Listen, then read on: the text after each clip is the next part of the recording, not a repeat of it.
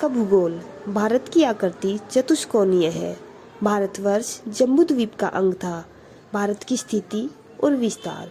भारत का क्षेत्रफल 32,87,263 वर्ग किलोमीटर है।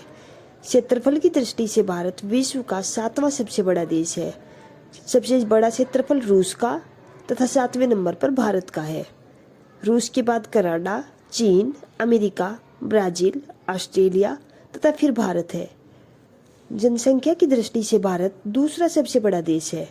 सबसे ज़्यादा जनसंख्या चीन की है, उसके बाद भारत की, उसके बाद अमेरिका की। भारत का विस्तार। भारत पूर्व से पश्चिम की तरफ 2,933 किलोमीटर है तथा उत्तर से दक्षिण तक 3,214 किलोमीटर है। भारत का क्षेत्रफल पूरे विश्व के क्षेत्रफल का 2.42% है तथा भारत की जनसंख्या पूरे विश्व की जनसंख्या की 17.5% है। भारत की स्थलीय सीमा 15,200 किलोमीटर है तथा भारत की मुख्य सीमा जलीय भाग की लंबाई 6100 किलोमीटर है। भारत की कुल जलीय सीमा 7,516.6 किलोमीटर है। इसमें मुख्य भूमि भी आ जाती है तथा अंडमान निकोबार और लक्षद्वीप भी शामिल है। भारत की सबसे बड़ी जलीय सीमा वाला राज्य गुजरात तथा भारत की सबसे बड़ी अंतर्राष्ट्रीय स्थलीय सीमा वाला देश बांग्लादेश है। भारत के 9 राज्य व 4 केंद्र शासित प्रदेशों की सीमा जलीय सीमा है। 9 राज्य हैं गुजरात, महाराष्ट्र, गोवा, कर्नाटक, केरल, तमिलनाडु, आंध्र प्रदेश, उड़ीसा और पश्चिमी बंगाल तथा ये 4 केंद्र शासित प्रदेश हैं अंडमान निकोबार, लक्षद्वीप, पुडुचेरी, दमन द्वीप। भारत उत्तरी गोलार्ध पूर्वी देशांतर में स्थित है। भारत का मुख्य भाग 8/4 से 37/6 उत्तरी अक्षांश तथा 68/7 से 97/25 पूर्वी देशांतर फैला हुआ है। ग्रीनविच माध्य समय के आधार पर समय का आकलन किया जाता है। 1 डिग्री देशांतर रेखा 4 मिनट के इक्वल होती है। भारत की मानक समय रेखा। भारत में इलाहाबाद के नैनी के पास से गुजरने वाले 82.5 पूर्वी देशांतर के स्थानीय समय को भारत का मानक समय कहा जाता है। भारत की मानक समय रेखा ग्रीनविच मीन टाइम से 5.5 घंटे आगे है। यह 82.5 पूर्वी देशांतर रेखा भारत के 5 राज्यों से होकर गुजरती है। इनके नाम है उत्तर प्रदेश, मध्य प्रदेश, छत्तीसगढ़, उड़ीसा तथा आंध्र प्रदेश। इसको याद करने की ट्रिक है MCUUA। कर्क रेखा से गुजरने वाले राज्य। भूमध्य रेखा से 23.5 डिग्री ऊपर कर्क रेखा है। कर्क रेखा भारत के बीचों बीच से गुजरती है। यह गुजरात, राजस्थान, मध्य प्रदेश, छत्तीसगढ़, झारखंड, पश्चिमी बंगाल, त्रिपुरा तथा मिजोरम से गुजरती है। इसको याद करने के लिए ट्रिक है RGMCBMJT। राजी MC ने बम गिरा दिया JT इलाके में। भारत के दूरस्थ बिंदु। पूर्व में किबिथु, वलांगू, पश्चिम में सरक्रीक, उत्तर में इंदिरा कोल तथा दक्षिण में इंदिरा पॉइंट है। भारतीय सीमावर्ती और पड़ोसी देश। भारत के 7 सीमावर्ती देश हैं तथा 9 पड़ोसी देश हैं। इन 9 पड़ोसी देशों में 7 सीमावर्ती देश और श्रीलंका और मालदीव शामिल है। 7 सीमावर्ती देश हैं पाकिस्तान, अफगानिस्तान, चीन, नेपाल, भूटान, बांग्लादेश, म्यांमार। भारत के सीमावर्ती देशों को याद करने की ट्रिक है बचपन में BA। भारत की सबसे लंबी सीमा बांग्लादेश के साथ लगती है 4096 किलोमीटर तथा भारत की सबसे कम सीमा अफगानिस्तान के साथ लगती है 106 किलोमीटर। भारत के 16 राज्य, 2 केंद्र शासित प्रदेशों की सीमा पड़ोसी देशों से मिलती है। पूर्व में बांग्लादेश, म्यांमार, पश्चिम में पाकिस्तान, अफगानिस्तान तथा उत्तर पूर्व में चीन, नेपाल, भूटान, दक्षिण में श्रीलंका तथा पश्चिम दक्षिण में मालदीव है। बांग्लादेश, इसके साथ भारत की 4096.4 किलोमीटर सीमा लगती है। भारत बांग्लादेश के बीच जो रेखा है उसे रेड क्लिप रेखा कहते हैं। भारत के 5 राज्यों से लगती है असम, मिजोरम, त्रिपुरा, पश्चिमी बंगाल तथा मेघालय। नागालैंड और मणिपुर की सीमा बांग्लादेश से नहीं लगती। बांग्लादेश अपनी सीमा भारत और म्यांमार 2 देशों के साथ साझा करता है।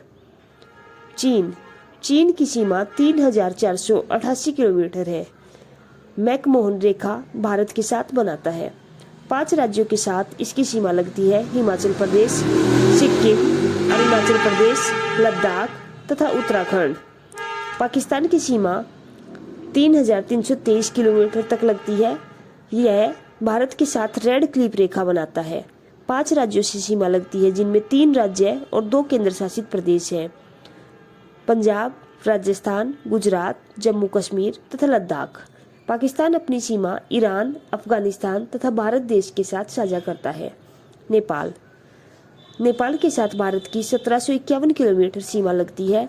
यह भारत के साथ सुनौली सीमा बनाता है। यह 5 राज्यों से लगती है, जिनमें सबसे लंबी लगती है उत्तर प्रदेश के साथ, उत्तराखंड, बिहार, पश्चिमी बंगाल तथा सिक्किम के साथ भी लगती है। म्यांमार के साथ भारत की 1643 किलोमीटर रेखा है। ये 1937 भारत अधिनियम द्वारा म्यांमार को अलग कर दिया गया था। 4 राज्यों से सीमा बनाता है, अरुणाचल प्रदेश, नागालैंड, मणिपुर, मिजोरम तथा इनमें से मिजोरम से सबसे लंबी सीमा लगती है म्यांमार की। भूटान 699 किलोमीटर, 4 राज्यों से सीमा लगती है, सिक्किम, पश्चिमी बंगाल, असम, अरुणाचल प्रदेश। भूटान की सीमा सबसे लंबी असम के साथ लगती है। अफगानिस्तान के साथ 106 किलोमीटर सीमा लगती है तथा यह एक राज्य से लगती है, लद्दाख। भारत और अफगानिस्तान के बीच में दुर्गम रेखा है। 8 डिग्री चैनल मालदीव तथा भारत मिनिकॉय के बीच, 9 डिग्री चैनल मिनिकॉय तथा लक्षद्वीप के बीच, 6 डिग्री चैनल ग्रेट निकोबार और सुमात्रा इंडोनेशिया के बीच, 10 डिग्री चैनल अंडमान एवं निकोबार के बीच, ग्रेट चैनल इंदिरा पॉइंट एवं इंडोनेशिया के बीच, पाक जल संधि भारत और श्रीलंका के बीच, कोको चैनल अंडमान तथा कोको द्वीप म्यांमार के बीच, मलक्का जल डमरूबद्ध अंडमान सागर तथा दक्षिण चीन सागर के बीच। भारत का भौतिक स्वरूप भारत के संपूर्ण क्षेत्रफल का 10.7% पर्वतीय भाग है। उत्तर का पर्वतीय भाग तथा हिमालय पर्वतीय क्षेत्र के बारे में कुछ बातें। उत्तर से दक्षिण विभाजन में 4 पर्वत श्रृंखलाओं में बांटा गया है, ट्रांस हिमालय, वृद्ध हिमालय, मध्य हिमालय तथा शिवालिक हिमालय। पश्चिम से पूर्व तक जो विभाजन है वो 4 पर्वत श्रृंखलाओं में किया गया है, पंजाब हिमालय व कश्मीर हिमालय, कुमायूं हिमालय, नेपाल हिमालय तथा असम हिमालय। यह विभाजन सर सिडनी पुराण ने किया। ट्रांस हिमालय यह 4 श्रृंखलाओं में बांटा गया है, काराकोरम पर्वत श्रृंखला, लद्दाख पर्वत श्रृंखला, जास्कर पर्वत श्रृंखला तथा पीर पंजाल पर्वत श्रृंखला। ट्रांस हिमालय हिमालय का सबसे प्राचीन भाग है। यहाँ पर वनस्पतियों का अभाव है। भारत में सबसे ऊंची चोटी K2 गोडवीन आस्टीन काराकोरम पर्वत श्रेणी की ही सर्वोच्च चोटी है। यह 8,611 मीटर ऊंची है। माउंट राकापोची यह लद्दाख श्रेणी की सबसे ऊंची चोटी है। इसकी ढाल विश्व में सर्वाधिक तीव्र मानी जाती है। वृद्ध हिमालय इसके अन्य नाम है हिमाद्री हिमालय, सर्वोच्च हिमालय तथा महान हिमालय। वृद्ध हिमालय हिमालय की सबसे ऊंची श्रेणी है। विश्व की सबसे ऊंची चोटी माउंट एवरेस्ट इसी श्रेणी में है। कंचनजंगा, नंगा पर्वत, नंदा देवी आदि कुछ इसके महत्वपूर्ण शिखर हैं। भारत में इसका विस्तार पीओके से अरुणाचल प्रदेश तक है। पीओके के नंगा पर्वत से लेके अरुणाचल प्रदेश के नामचाबरका पर्वत तक। उत्तराखंड, नेपाल तथा सिक्किम बीच में आते हैं, जहां उत्तराखंड में बदरपूछ पर्वत, कामेट पर्वत, नंदी देवी पर्वत है। नेपाल धौलागिरी, अन्नपूर्णा, मनसालू, गौरीशंकर, छुयू, माउंट एवरेस्ट तथा मैकालू है। सिक्किम में कंचनजंगा तक। बंदरपूछ पर्वत और कामेट पर्वत के बीच गंगोत्री, यमुनोत्री, केदारनाथ तथा बद्रीनाथ है। माउंट एवरेस्ट को भारत में माउंट एवरेस्ट, नेपाल में सागरमाथा, तिब्बत में चोमोलुंगमा कहा जाता है। भारत में सबसे ऊंची चोटी K2 है तथा भारत की सबसे ऊंची चोटी कंचनजंगा है। मध्य हिमालय तथा लघु हिमालय यह भाग पर्यटन के लिए मशहूर है तथा इसके पास शिमला, कुल्लू, मनाली, मसूरी, नैनीताल, डलहौजी, रानीखेत जैसे पर्यटन स्थल है। इसकी औसतन ऊंचाई 1800 से लेकर 3000 मीटर तक है। यहाँ की ढालों पर कुछ घास के मैदान पाए जाते हैं, जिन्हें कश्मीर में मृग कहते हैं, जैसे सोनमर्ग, गुलमर्ग। शिवालिक हिमालय तथा बाह्य हिमालय यह हिमालय पर्वत का सबसे दक्षिणी तथा भौगोलिक रूप से सबसे युवा भाग है। यह पश्चिम से पूर्व तक फैला है। इसकी औसतन ऊंचाई 850 से 1200 मीटर है तथा इसका विस्तार पाकिस्तान की सुलेमान पहाड़ी से भारत म्यांमार के बीच सीमा बनाने वाले आरामकाम पर्वत तक है।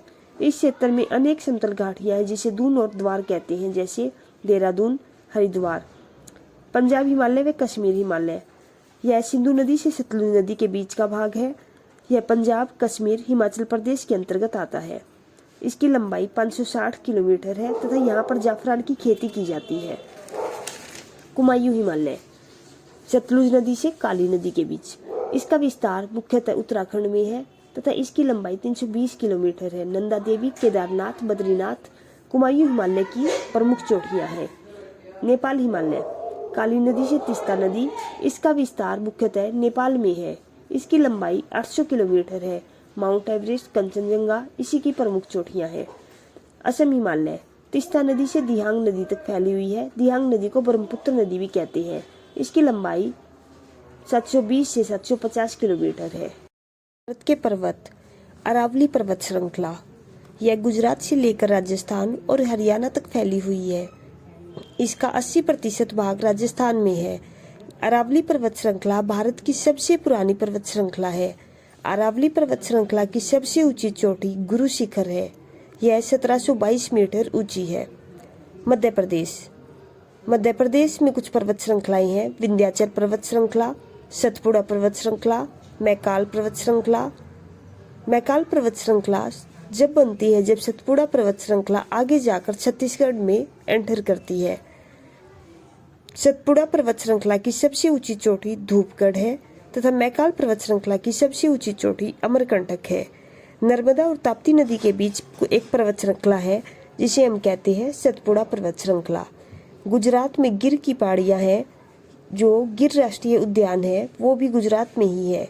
यह एशियाई शेरों के लिए प्रमुख है। महाराष्ट्र में अजंता पर्वत श्रेणी है। दक्षिण भारत में 2 घाट है, पश्चिमी तथा पूर्वी। पश्चिमी पे सादरी पर्वत तथा पूर्वी पे महेंद्रगिरी पर्वत है। पूर्वी घाट और पश्चिमी घाट दोनों आकर नीलगिरी पर्वत श्रेणी पर मिलते हैं। नीलगिरी पर्वत श्रेणी की सबसे ऊंची चोटी डोडा बेटा है। दक्षिण भारत की दूसरी सबसे बड़ी चोटी है। दक्षिण भारत की सबसे ऊंची चोटी अन्नाईमुड़ी है। यह अन्नामलाई की पहाड़ियों पर है। इलायची की पहाड़ियां मुख्यतः केरल में है। इनका थोड़ा भाग तमिलनाडु में जाता है। लक्षद्वीप की समूह की सर्वोच्च चोटी नारचो है। अंडमान निकोबार द्वीप समूह की सैडल पीक। मेघालय में गारो, खासी तथा जयंतिया हैं तथा नागालैंड में नागा पहाड़ियां हैं।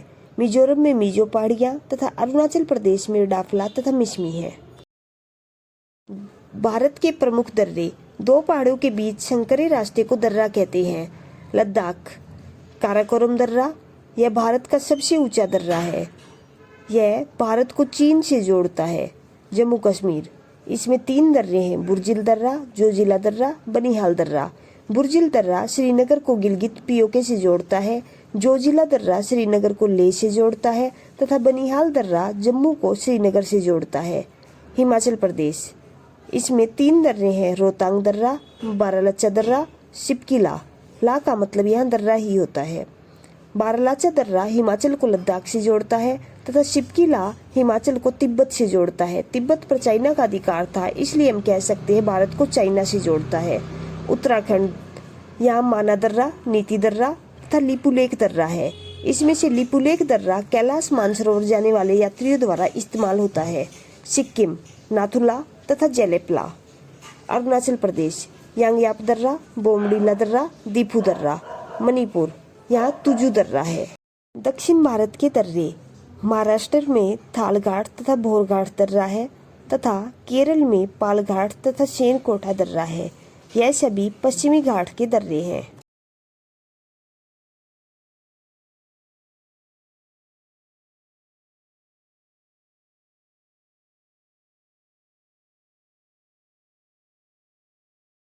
भारत में मृदा के अध्ययन को मृदा विज्ञान कहा जाता है। भारतीय कृषि अनुसंधान संस्थान ने इसे 8 भागों में विभाजित किया है। जलोढ़, काली, लाल, लेटराइट, पर्वतीय, दलदली, मरुस्थलीय तथा लवणीय। भारत में इनमें से 4 प्रकार की सबसे ज्यादा पाई जाती है, जलोढ़, लाल, काली तथा लेटराइट। इन सभी में 3 तत्वों की कमी होती है, नाइट्रोजन, फास्फोरस तथा हुमस। हुमस भूरे काले रंग का कार्बनिक पदार्थ है। जलोढ़ मिट्टी के बारे में कुछ बातें, इसे दोमट तथा कछारी मिट्टी भी कहा जाता है। यह पहाड़ी क्षेत्र से लाकर मैदानी क्षेत्र में बिछाई जाती है। यह सबसे उपजाऊ होती है तथा इसमें चूना तथा पोटेशियम से प्रचुर मात्रा होती है। धान की खेती के लिए सबसे अच्छी मानी जाती है। इसमें गेहूं, मक्का, तिलहन तथा आलू की खेती भी की जाती है। पुरानी जलोढ़ को बांगर तथा नई जलोढ़ को खादर कहते हैं। काली मिट्टी, यह बेसाल्ट चट्टानों के टूटने से बनती है। इसे रेगुर, कपास तथा लावा मिट्टी भी कहा जाता है। इसका काला रंग टिटेनिफेरस मैग्नेटाइट के कारण होता है। यह मध्य प्रदेश, गुजरात, महाराष्ट्र, उत्तरी कर्नाटक में ज्यादातर पाई जाती है। प्रायद्वीपीय भारत में काली मिट्टी सबसे ज्यादा पाई जाती है। यह सबसे ज्यादा विस्तार महाराष्ट्र में देखने को मिलता है। कपास की खेती के लिए उपयुक्त है तथा जुते हुए खेत की मिट्टी भी कहा जाता है। इसमें जल सोखने की क्षमता बहुत अधिक होती है तथा धूप से इसमें दरारें पड़ जाती हैं। लाल मिट्टी, यह प्रायद्वीपीय भारत के कम वर्षा वाले क्षेत्रों में पाई जाती है। इसका लाल रंग फेरिक ऑक्साइड के कारण होता है। लोहा और सिलिका की अधिकता पाई जाती है तथा इसका सबसे ज्यादा विस्तार तमिलनाडु और आंध्र प्रदेश में है। लाल मिट्टी बाजरे की खेती के लिए उपयुक्त है तथा इसमें जल सोखने पर पीली दिखाई पड़ती है। लेटराइट, जहाँ 200 सेंटीमीटर से ज्यादा वर्षा हो और अत्यधिक गर्मी पड़े वहाँ पाई जाती है। इसे मखरली मिट्टी भी कहा जाता है। इसका लाल रंग लो ऑक्साइड के कारण है। इसमें लो ऑक्साइड और एल्यूमिनियम की भरपूर मात्रा होती है। इसमें निक्षालन लीचिंग की प्रक्रिया होती है तथा इसका सबसे ज्यादा विस्तार केरल में देखने को मिलता है। चाय, इलायची, कॉफी, काजू की खेती के लिए उपयुक्त है तथा यह ईंट बनाने के लिए भी उपयुक्त होती है। लवणीय, जब मिट्टी की प्रकृति क्षारीय हो जाती है तथा उसमें नमक की मात्रा बढ़ जाती है तो उसे लवणीय मिट्टी कहते हैं। इसे रेह, कल्लर, ऊसर मिट्टी भी कहते हैं। यह गुजरात के कच्छ के रण में सबसे ज्यादा पाई जाती है। पर्वतीय मिट्टी, इसका विस्तार पर्वतों पर है। जम्मू कश्मीर, लद्दाख, हिमाचल प्रदेश, उत्तराखंड, सिक्किम तथा अरुणाचल प्रदेश में पाई जाती है। सेब, नाशपाती तथा चाय की खेती के लिए उपयुक्त है। मरुस्थलीय मिट्टी, इसमें नमी की कमी पाई जाती है।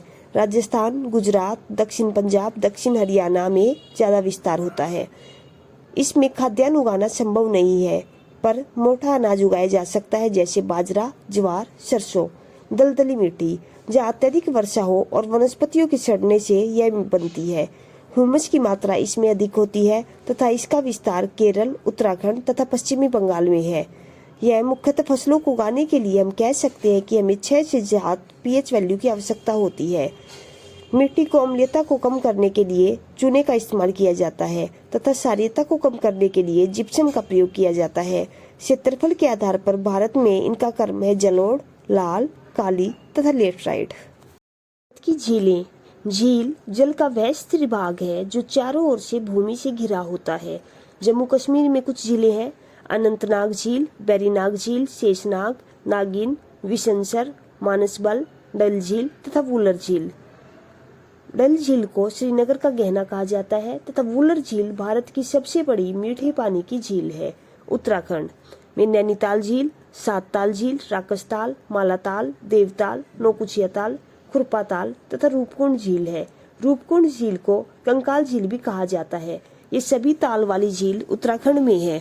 सिर्फ 3 अलग ताल बचते हैं: सूरज ताल और चंद्र ताल, यह हिमाचल प्रदेश में है तथा रामगढ़ ताल उत्तर प्रदेश में है। बाकी सभी ताल झीलें उत्तराखंड में ही हैं। सिक्किम, चोलामू झील भारत में सबसे अधिक ऊंचाई पर स्थित है। मणिपुर, लोकटक झील, यह पूर्वोत्तर भारत में मीठे पानी की सबसे बड़ी झील है। इस झील पर केबुल लामजाओ नाम का तैरता पार्क है। राजस्थान, राजसमंद झील, जयसमंद झील, फतेह सागर, डीडवाना, सांबर झील। सांबर झील भारत की खारे पानी की सबसे बड़ी अंतःस्थलीय झील है। महाराष्ट्र, लोनार झील बुल्ढाना जिले में है। इसका निर्माण उल्कापिंड के पृथ्वी से टकराने के कारण हुआ था। केरल, पेरियार झील, अष्टमुड़ी झील, वेमनाड झील। वेमनाड झील केरल की सबसे बड़ी और देश की सबसे लंबी झील है। आंध्र प्रदेश में कोलेरू झील, पुलिकट झील। पुलिकट झील भारत की दूसरी सबसे बड़ी लैगून झील है। इसका 84% भाग आंध्र प्रदेश में तथा 16% तमिलनाडु में है। यह सतीश धवन उपग्रह प्रक्षेपण केंद्र के पास है। उड़ीसा में चिल्का झील भारत की सबसे बड़ी लैगून झील है। भारत की सबसे बड़ी खारे पानी की झील है। भारत की सबसे बड़ी कृत्रिम झील है गोविंद वल्लभ पंत सागर। भारत की नदियां, हिमालयी नदियां तथा प्रायद्वीपीय नदियां। हिमालयी नदियों में सिंधु नदी तंत्र, ब्रह्मपुत्र नदी तंत्र तथा गंगा नदी तंत्र प्रमुख हैं। प्रायद्वीपीय नदियों में मध्य भारत, दक्षिण भारत की नदियां शामिल हैं। सिंधु नदी तंत्र 3 देशों से होकर बहती है, भारत, चीन तथा पाकिस्तान। चीन के तिब्बत में मानसरोवर झील से भारत के लद्दाख में प्रवेश करती है, पाकिस्तान से होते हुए अरब सागर में गिर जाती है। उद्गम स्थल जहाँ से शुरू होती है तथा मुहाना जहाँ पर खत्म होती है। सिंधु नदी तंत्र की सहायक नदियां हैं झेलम, चिनाब, रावी, व्यास तथा सतलुज। सिंधु नदी की सबसे बड़ी सहायक नदी चिनाब नदी है। सिंधु नदी तंत्र में 2 नदियां तिब्बत से निकलती है, सिंधु तथा सतलुज। सिंधु नदी के दाएं तट पर लेह शहर है भारत का। सिंधु नदी तंत्र जल को लेकर भारत और पाकिस्तान में 1960 में सिंधु जल समझौता हुआ था। उस समय भारत का तत्कालीन प्रधानमंत्री जवाहरलाल नेहरू तथा पाकिस्तान का तत्कालीन राष्ट्रपति अयूब खान ने दस्तखत किए थे। इसके तहत रावी, व्यास तथा सतलुज पर भारत का अधिकार हुआ तथा सिंधु, झेलम तथा चिनाब नदी पर पाकिस्तान का अधिकार हुआ। हिमाचल प्रदेश में चिनाब नदी को चंद्रभागा कहा जाता है। सतलुज व्यास का संगम हरीके क्षेत्र में होता है। यह पंजाब का क्षेत्र है। यहीं से इंदिरा गांधी नहर निकलती है। यह भारत की सबसे लंबी नहर है, इंदिरा गांधी नहर। कुछ नदियां तथा उनका उद्गम स्थल और मुहाना। चिनाब नदी बारालाचा दर्रा से निकलती है तथा सिंधु नदी में जाकर मिल जाती है। झेलम बैरीनाग झील से निकलती है तथा चिनाब में जाती है। रावी रोहतांग दर्रे से निकलती है तथा चिनाब में मिल जाती है। सतलुज नदी राकस्ताल से निकलती है तथा चिनाब में मिल जाती है। व्यास रोहतांग दर्रे से निकलती है तथा सतलुज में मिल जाती है। मानसरोवर झील से निकलती है तथा अरब सागर में मिल जाती है। श्रीनगर झेलम नदी के किनारे है। लाहौर रावी नदी के किनारे तथा भाखड़ा बांध सतलुज नदी के किनारे है। ब्रह्मपुत्र नदी तंत्र यह चीन, भारत तथा बांग्लादेश में बहती है। कुल लंबाई 2900 किलोमीटर है तथा भारत में इसकी लंबाई 916 किलोमीटर है। भारत की सबसे चौड़ी नदी ब्रह्मपुत्र नदी है। दुनिया का सबसे बड़ा नदी द्वीप माजुली असम का ब्रह्मपुत्र नदी पर है। यह मानसरोवर झील तिब्बत से निकलती है तथा बंगाल की खाड़ी में गिरती है। अन्य नाम तिब्बत में यारलुंग सांगपो कहते हैं, अरुणाचल प्रदेश में दिहांग, असम में ब्रह्मपुत्र तथा बांग्लादेश में ब्रह्मपुत्र नदी को जमुना कहा जाता है। इसकी कुछ सहायक नदियां बाईं ओर से दिबांग, लोहित जिसे खूनी नदी भी कहते हैं, धनसिरी तथा कोपिला नदी आकर मिलती हैं। वहीं दाईं ओर से तिस्ता, संकोश, मानस तथा सुबनसिरी नदी आकर मिलती हैं। गंगा नदी तंत्र भारत तथा बांग्लादेश से बहती है। कुल लंबाई 2525 किलोमीटर है। यह अपने आप स्वच्छ होने वाली नदी है। बैक्टीरियोफेज वायरस बैक्टीरिया खत्म कर देता है। 2008 में इसे राष्ट्रीय नदी घोषित किया गया था तथा गंगा डॉल्फिन को भारत का राष्ट्रीय जीव माना जाता है। भारत के 5 राज्यों से गुजरती है, उत्तराखंड, उत्तर प्रदेश, बिहार, झारखंड तथा पश्चिमी बंगाल। भारत के उत्तराखंड से बंगाल की खाड़ी में गिरती है। कुछ नदियों का संगम तथा उनसे बनने वाले प्रयाग अलकनंदा और भागीरथी देव प्रयाग बनाते हैं, जहाँ से गंगा नदी निकलती है। अलकनंदा और धौलीगंगा विष्णु प्रयाग, अलकनंदा नंदाकिनी नंद प्रयाग, अलकनंदा और पिंडार नदी कर्ण प्रयाग, अलकनंदा और मंदाकिनी रुद्र प्रयाग। गंगा नदी की पहली सहायक नदी राम गंगा है, जो बाईं ओर से आकर मिलती है। गंगा नदी और राम गंगा के संगम कन्नौज में होता है। गंगा यमुना सरस्वती का संगम प्रयागराज में। गंगा नदी की सबसे बड़ी सहायक नदी यमुना नदी है। यमुना नदी को कालिंदी नदी भी कहते हैं। यह यमुनोत्री हिमानी से निकलती है। यमुना नदी की सहायक नदियां चंबल, बेतवा तथा केन है। यमुना नदी की सबसे बड़ी सहायक नदी चंबल है। इसमें घड़ियाल पाए जाते हैं। चंबल इंदौर मध्य प्रदेश में है। बेतवा विंध्या पर्वत मध्य प्रदेश में, केन कैमूर पहाड़ी मध्य प्रदेश में। इकलौती ऐसी सहायक नदी जो समतल भाग से निकलती है और गंगा में आकर मिलती है, वह गोमती नदी है। गोमती नदी पीलीभीत उत्तर प्रदेश में है। यह फुल्लर झील से निकलती है। गोमती नदी और गंगा नदी का संगम गाजीपुर में होता है। नेपाल से 4 नदियां आती हैं, काली, करनाली, गंडक तथा कोसी। काली और करनाली जब भारत में प्रवेश करती है तो काली नदी को शारदा तथा करनाली को घाघरा कहा जाता है। शारदा और घाघरा आगे जाकर एक साथ मिल जाती हैं, जो घाघरा नदी बनाती है। यह घाघरा नदी जब गंगा नदी में मिलती है तो इनका संगम छपरा में होता है। गंडक नदी और कोसी नदी जब गंगा में मिलती है तो गंडक नदी और गंगा का संगम सोनपुर में तथा कोसी का संगम गंगा के साथ कुर्सेला बिहार में होता है। कोसी नदी को बिहार का शोक कहा जाता है। दाईं ओर से गंगा में मिलने वाली नदी सोन नदी है, जो अमरकंटक की पहाड़ी से निकलती है। सोन नदी और गंगा नदी का संगम पटना में होता है। गंगा नदी की अंतिम सहायक नदी जो भारत में है वह महानंदा है, जो दार्जिलिंग की पहाड़ी से निकलती है। महानंदा और गंगा नदी का संगम फरक्का बैराज पश्चिमी बंगाल में होता है। फरक्का बैराज से गंगा नदी दो भागों में बंट जाती है, हुगली नदी तथा पद्मा नदी। जो कोलकाता शहर पश्चिमी बंगाल में है वह हुगली नदी के किनारे है तथा पद्मा नदी बांग्लादेश में है। हुगली नदी की सहायक नदी दामोदर नदी है। यह छोटा नागपुर पठार से निकलती है। दामोदर नदी को पश्चिमी बंगाल का शोक कहा जाता है।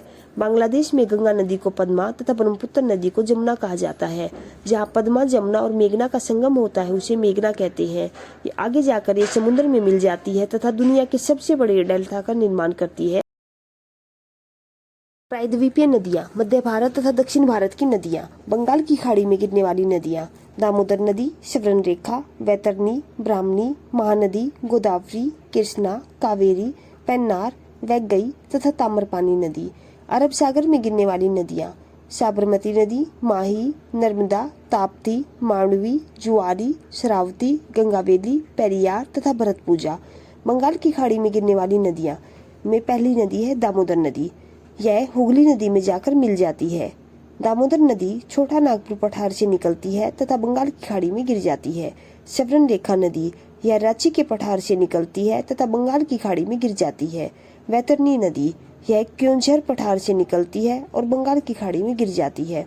ब्राह्मणी नदी, शंख नदी, कोयल नदी, जब राउरकेला में मिलती है तो ब्राह्मणी नदी बनती है। अंत में बंगाल की खाड़ी में गिरती है। महानदी सिंघावा पहाड़ी से निकलती है तथा बंगाल की खाड़ी में गिरती है। यह नदी उड़ीसा के कटक शहर में डेल्टा बनाती है तथा महानदी की सहायक नदियां हैं तेल नदी और जोंक नदी। गोदावरी नदी, यह त्रंबकेश्वर से निकलती है तथा बंगाल की खाड़ी में गिर जाती है। गोदावरी नदी की लंबाई 1465 किलोमीटर है तथा गोदावरी नदी दक्षिण भारत की सबसे लंबी नदी है। इसे वृद्ध गंगा, बूढ़ी गंगा तथा दक्षिणी गंगा भी कहते हैं। गोदावरी नदी की सहायक नदियां हैं जो बाईं ओर से आकर मिलती है, पूर्णा, पेनगंगा, वर्धा, वेनगंगा, इंद्रावती तथा शबरी, तथा जो दाईं ओर से आकर मिलती है उसमें मंजीरा। कृष्णा नदी महाबलेश्वर से निकलती है तथा बंगाल की खाड़ी में गिरती है। आंध्र प्रदेश में विजयवाड़ा के पास डेल्टा बनाती है। प्रायद्वीपीय भारत की सबसे दूसरी लंबी नदी है कृष्णा नदी। कोयना नदी को महाराष्ट्र की जीवन धारा माना जाता है। सहायक नदियां जो बाईं ओर से आकर कृष्णा नदी में मिलती है, भीमा और मूसी। जो दाईं ओर से आकर मिलती है उनमें कोयना, घाटप्रभा, मालप्रभा तथा तुंगभद्रा। पेन्नार नदी, यह कोलार से निकलती है तथा बंगाल की खाड़ी में गिरती है। वैगई नदी तमिलनाडु से बंगाल की खाड़ी में गिरती है। मदुरई इसके किनारे पर स्थित है। ताम्रपानी नदी तमिलनाडु से निकलती है तथा मन्नार की खाड़ी में गिरती है। कावेरी नदी ब्रह्मगिरी पहाड़ी से निकलती है तथा बंगाल की खाड़ी में गिरती है। दक्षिण भारत की एकमात्र सदाबहार नदी है कावेरी नदी। इसे दक्षिण भारत की गंगा कहा जाता है। अरब सागर में गिरने वाली नदियाँ, लूनी नदी, यह अरावली पहाड़ी से निकलती है तथा कच्छ के रण में गिरती है। इसे मरुस्थलीय नदी भी कहते हैं। साबरमती नदी, यह अरावली पर्वत श्रृंखला उदयपुर राजस्थान से निकलती है तथा खंभात की खाड़ी में गिरती है। माही नदी, यह विंध्याचल पर्वत श्रेणी से निकलती है तथा खंभात की खाड़ी में गिरती है। माही नदी एकमात्र ऐसी नदी है जो कर्क रेखा को 2 बार काटती है। नर्मदा नदी, यह अमरकंटक की पहाड़ी से निकलती है तथा खंभात की खाड़ी में गिरती है। नर्मदा नदी का 87% हिस्सा मध्य प्रदेश में है। इसे मध्य प्रदेश की जीवन धारा कहा जाता है। यह नदी भ्रंश घाटी से होकर बहती है तथा ज्वारंदी मुख का निर्माण करती है। विंध्य और सतपुड़ा पर्वत श्रेणियों के मध्य बहती है। नर्मदा और सोन नदी एक ही स्थान से निकलती है पर विपरीत दिशा में बहती है। ताप्ती नदी, यह बैतूल जिला मध्य प्रदेश से निकलती है तथा खंभात की खाड़ी में गिर जाती है। यह भी भ्रंश घाटी से होकर बहती है तथा ज्वारंदी मुख का निर्माण करती है। मांडवी नदी, यह भीमगढ़ कर्नाटक से निकलती है तथा अंत में अरब सागर में गिरती है। गोवा की राजधानी पणजी इसी के किनारे है।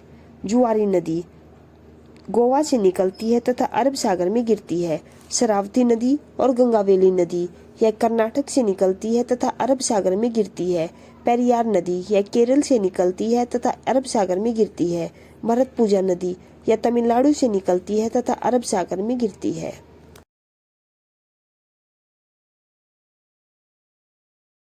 भारत के प्रमुख जलप्रपात।